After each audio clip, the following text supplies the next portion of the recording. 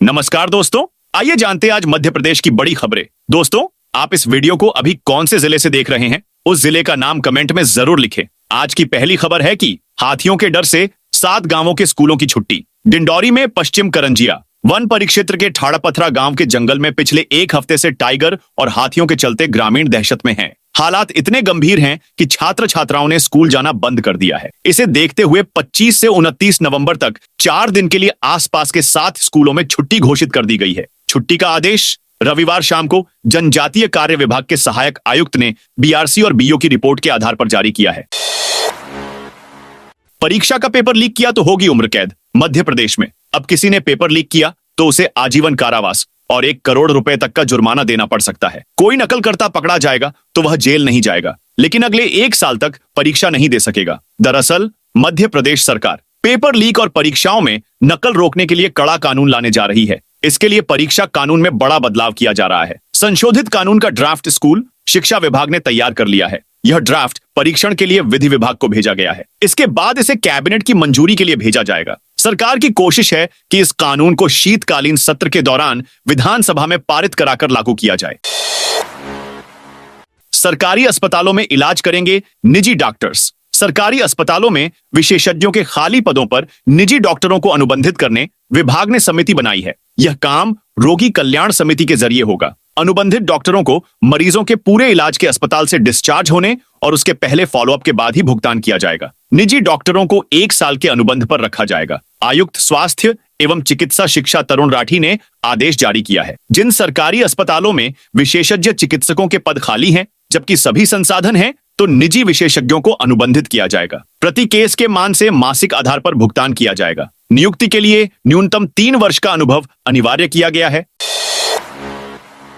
MP में 1 लाख सरकारी पदों पर भर्ती। वादों में नौकरियां खूब हैं, असल में नहीं। युवाओं की उम्र ढल रही है, वे सरकारी नौकरी की पात्रता से बाहर हो रहे हैं। वादे और डिग्रियां बौने साबित हो रहे हैं। बेरोजगारी का दंश ऐसा कि लड़की पक्ष वाले बेरोजगारी का नाम सुनते ही विवाह से इनकार कर रहे हैं। ऐसे में मोहन सरकार दिसंबर से पहले 1 लाख खाली पदों पर भर्ती प्रक्रिया शुरू करने का ऐलान कर चुकी है, लेकिन प्रक्रिया तेजी नहीं दिखाई दे रही। इससे पहले तत्कालीन सीएम शिवराज सिंह चौहान और कमलनाथ ने भी युवाओं को नौकरी देने का वादा किया था। अब राज्य सरकार का लक्ष्य 5 साल में कम से कम 2.5 लाख लोगों को सरकारी नौकरी देने का है। 2023 के विधानसभा चुनाव में भाजपा ने मतदाताओं से ऐसा वादा किया था। संकल्प पत्र के वादे को पूरा करने की दिशा में सरकार ने काम शुरू किया है।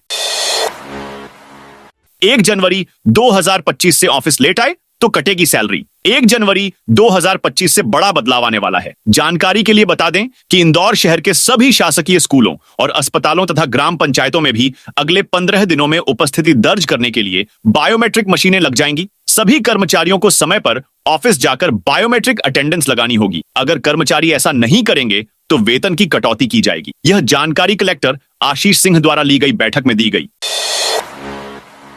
एमपी में 8वां टाइगर रिजर्व जल्द रातापानी टाइगर रिजर्व का फाइनल ड्राफ्ट तैयार है। विदेश रवाना होने से पहले मुख्यमंत्री डॉ मोहन यादव ने कानूनी रूप से ड्राफ्ट पर फाइनल स्वीकृति दी है। अब विधि विभाग परिमार्जन प्रक्रिया के लिए अंतिम परीक्षण कर रहा है। यह प्रक्रिया पूरी होने के बाद रातापानी वन्य जीव अभयारण्य को कभी भी टाइगर रिजर्व घोषित करने संबंधी अधिसूचना जारी हो जाएगी। अधिकारियों के मुताबिक कानूनी अड़चनों को दूर कर लिया गया है। यह प्रदेश का पहला ऐसा टाइगर रिजर्व होगा जो 16 वर्ष के इंतजार के बाद अस्तित्व में आएगा।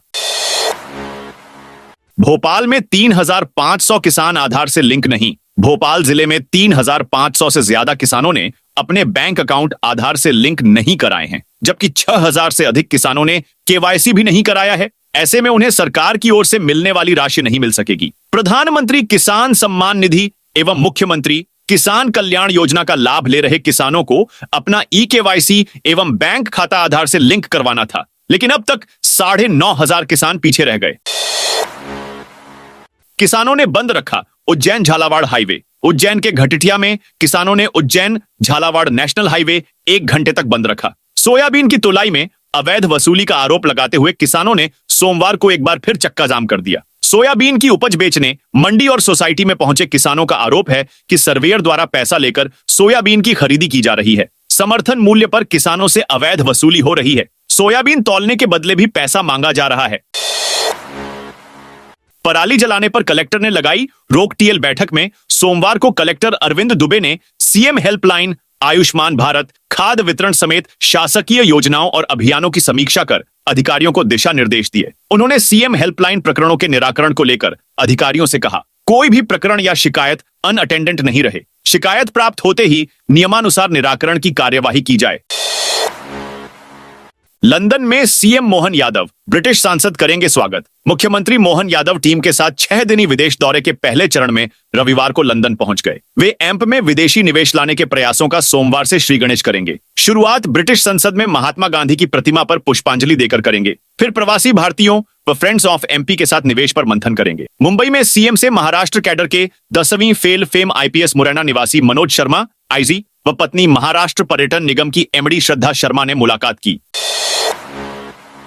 एमपी में किस मंत्री को मिलेगा वन विभाग? विजयपुर में रामनिवास रावत की पराजय पर बीजेपी प्रदेश अध्यक्ष वीडी शर्मा ने कहा कि वहां के बीजेपी कार्यकर्ताओं ने जबरदस्त मेहनत और लगन से काम किया है। मीडिया से बातचीत करते प्रदेशाध्यक्ष ने कहा कि कार्यकर्ताओं ने कांग्रेस की जीत का अंतर आधे से भी ज्यादा घटा दिया। विजयपुर के बीजेपी कार्यकर्ताओं की तारीफ करते हुए वीडी शर्मा ने कहा कि पिछले चुनाव में हुई हार के अंतर को वे 18,000 से महज 7,000 पर ले आए।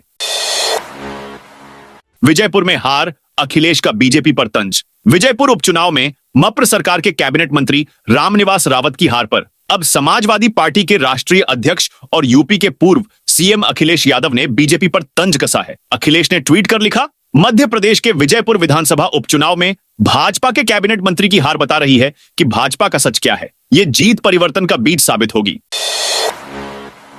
भोपाल से गोवा का सफर 2 घंटे में। राजा भोज इंटरनेशनल एयरपोर्ट से विंटर शेड्यूल में एयर इंडिया और इंडिगो एयरलाइंस नई उड़ानों की शुरुआत करने जा रही है। लंबे समय बाद भोपाल को गोवा से एक बार फिर डायरेक्ट कनेक्टिविटी मिलने वाली है। भोपाल एयरपोर्ट से 180 सीटर डायरेक्ट फ्लाइट गोवा के लिए उड़ान भरेगी। इसके अलावा एयर इंडिया एवं इंडिगो एयरलाइंस हैदराबाद और बेंगलुरु के लिए भी अतिरिक्त फ्लाइट सेवा शुरू करेगी।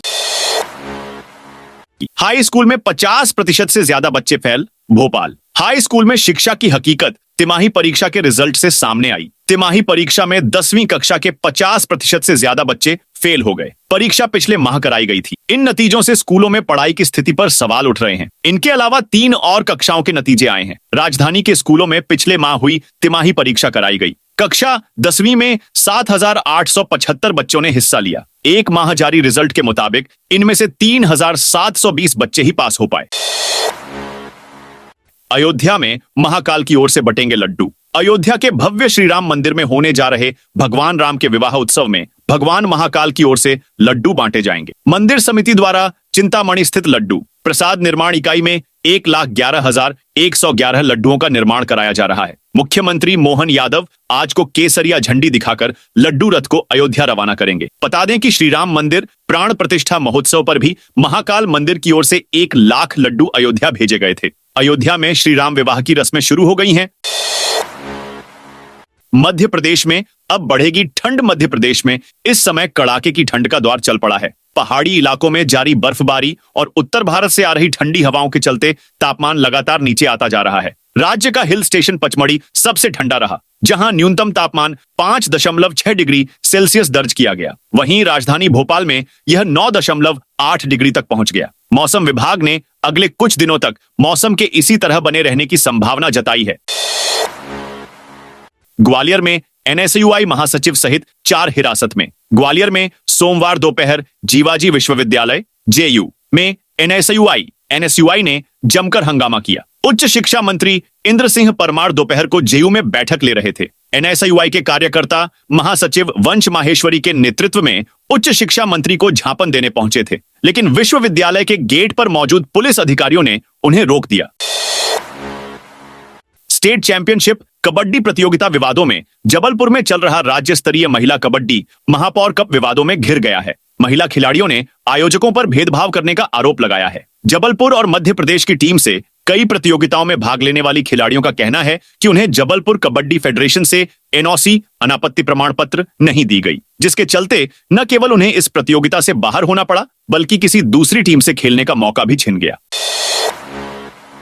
1000 उपभोक्ताओं हुए स्मार्ट शहर। संभाग छिंदवाड़ा अंतर्गत 1 साल से डिजिटल मीटरों की जगह स्मार्ट मीटर लगाए जा रहे हैं। अब तक शहर में लगभग 61,000 नए मीटर बदले जा चुके हैं। दिसंबर 2024 तक तय लक्ष्य 67,000 स्मार्ट मीटर लगा दिए जाएंगे। अब तक 57,000 स्मार्ट मीटर बिना मीटर रीडरों के ही कंट्रोल रूम तक रीडिंग भेजना शुरू कर चुके हैं। उल्लेखनीय है कि शहर संभाग अंतर्गत 73,000 बिजली उपभोक्ता हैं। इनमें कृषि टीसी कनेक्शनों को छोड़कर अन्य उपभोक्ताओं के घर प्रतिष्ठानों में स्मार्ट मीटर लगाए जा रहे हैं। आने वाले दिनों में स्मार्ट मीटरों की सुविधाओं का उपयोग शहर के समस्त उपभोक्ता कर सकेंगे।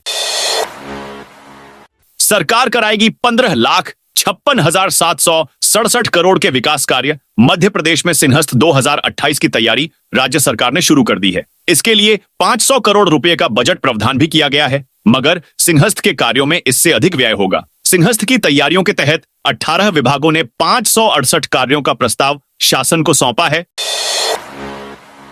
बीना विधायक की बड़ी मुश्किलें। मध्य प्रदेश में बीना से विधायक निर्मला सप्रे मानो दो पाटों के बीच फंस गई हैं। वे विधानसभा चुनाव कांग्रेस की टिकट पर जीती थीं, लेकिन लोकसभा चुनाव के दौरान पार्टी छोड़कर बीजेपी में शामिल हो गई थीं। हालांकि अभी तक न तो उन्होंने औपचारिक तौर पर बीजेपी की सदस्यता ली और न ही विधानसभा से त्याग पत्र दिया। बीना को जिला घोषित करने की मांग को लेकर उन्होंने सत्ताधारी दल से पींगे बढ़ाई थी, लेकिन पुनर्गठन आयोग गठित कर सरकार ने इस मुद्दे को फिलहाल टाल दिया है। ऐसे में निर्मला सप्रे की परेशानी बढ़ गई है। बीजेपी के वरिष्ठ नेता उनका विरोध कर रहे हैं और कांग्रेस ने भी उनके प्रति अपने तेवर कड़े कर लिए हैं। वोटर लिस्ट में नाम जोड़ने हटाने का कार्य आम नागरिक मतदाता सूची में नाम जोड़ने के लिए दावे, मतदाता सूची की किसी प्रविष्टि में संशोधन या विलोपन के लिए आपत्तियां 28 नवंबर तक प्रस्तुत कर सकते हैं। मतदाता ऑनलाइन दावे आपत्तियों को उनकी वेबसाइट के जरिए और ऑफलाइन दावे आपत्तियों बीएलओ को प्रस्तुत की जा सकती है। तो दोस्तों, ये थी आज मध्य प्रदेश की बड़ी खबरें। आप इस वीडियो को कौन से जिले से देख रहे हैं, कमेंट करके बताइए।